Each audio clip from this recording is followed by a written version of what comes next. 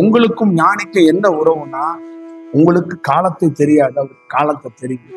காலத்தை தெரிஞ்சதுனால எதிரில் இருக்கிறவங்கள துன்பத்திலிருந்து எப்படி மீட்டெடுக்கணுங்கிறத அவர் பார்க்கிறார். அவருக்கு என்ன பிரபஞ்சம் கொடுத்திருக்காங்கன்னா, காலத்தை அறிகிற வாய்ப்பு கொடுத்திருக்கிறார்.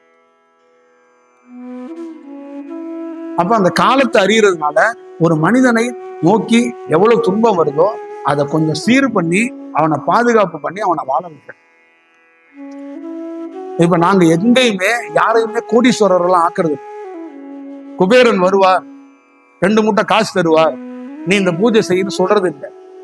நீ ஏழையாரு பணக்காரனாரு, ஆனா உன்னை பாதுகாக்க வேண்டிய பொறுப்பு எங்களுக்கு.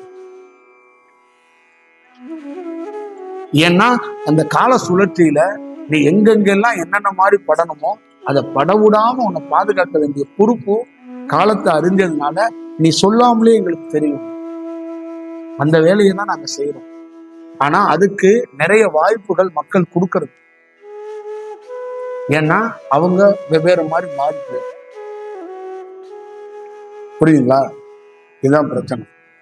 ஒருத்தர் என்ன ஒரு 6 மாசம் கழித்து பாதிப்படைவாரு, அவரை நம்ம பாதுகாக்கணும் அப்படின்னு நம்ம நினைச்சுக்கிட்டு இருக்கும்போது 2 நாள் வந்தவர் 3ஆவது நாள் பார்த்தா காணாம.